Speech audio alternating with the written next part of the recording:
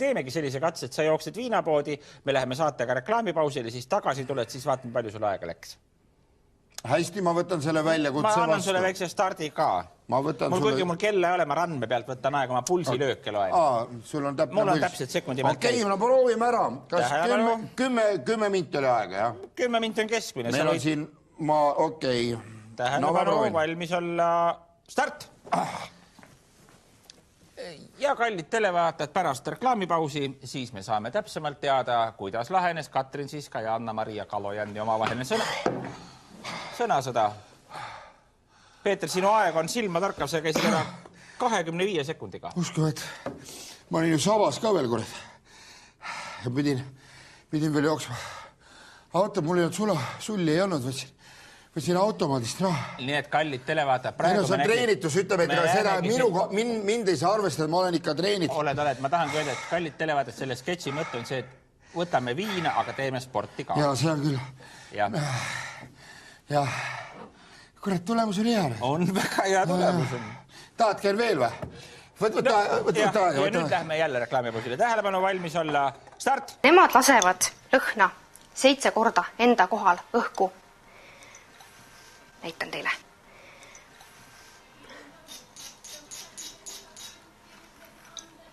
Nüüd inimene ootab, et see lõhnapilv langeks tema peale 2-3 sekundit ja siis kõnnib läbi sellest 2-3 korda.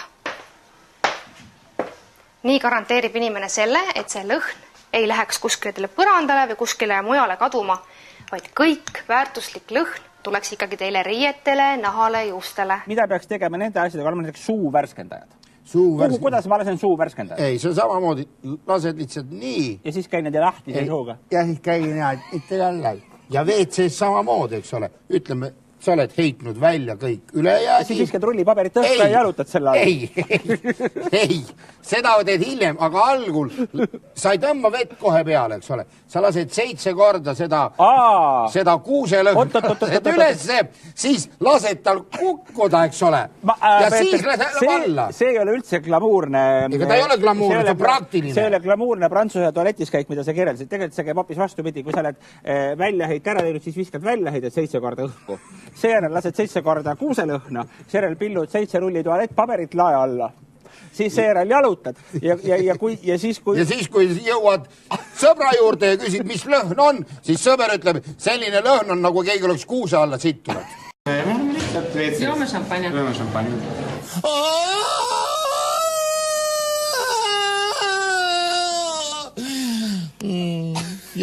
Mardiga joome siis šampanjat.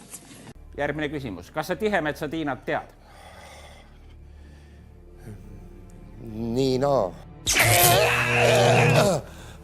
Kas sa Tihemetsa Tiinat tead? Ei.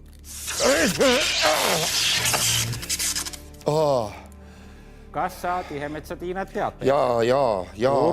Tubli. Eesti Energia jaotuskapp Rae vallas number 5450 kannabki sellist nime, nagu te pildil näete. Korrektses dokumentatsioonis on ta siiski nummerdatud ära 5450. Ja puhtalt tsensuuri kaalutlustel ei saa meil teile näidata alajaamasid 72-43 ja 86-87, sest need ei kannata tõesti trükkimust. Ja nüüd vaatame ühte lõiku, kuidas reporter, kui juba on tänapäeval kõik reporterid, ärgem siis peljakem seda sõna, reporter Eve Kallaste õpib intervjuu käigus, avastades iseend.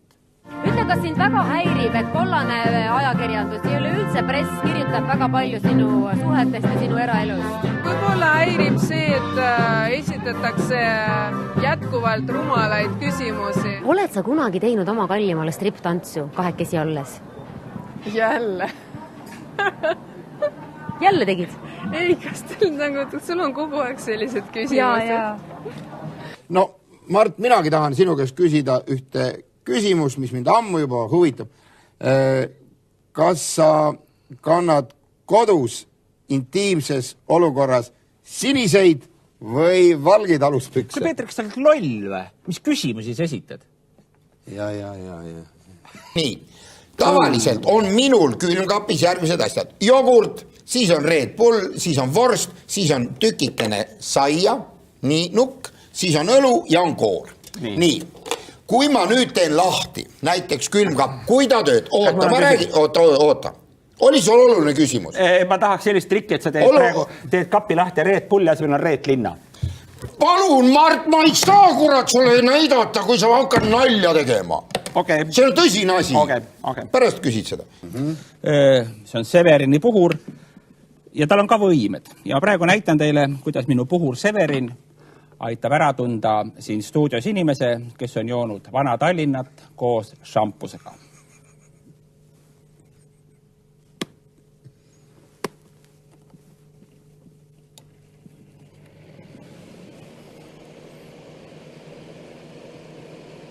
Näete, seal on see mees.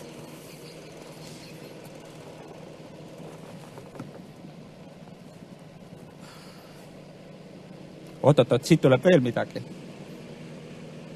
Piilmahnaga. Aga seegi pole veel kõik. Kohe saame teada, kes ei õlut limonaadiga.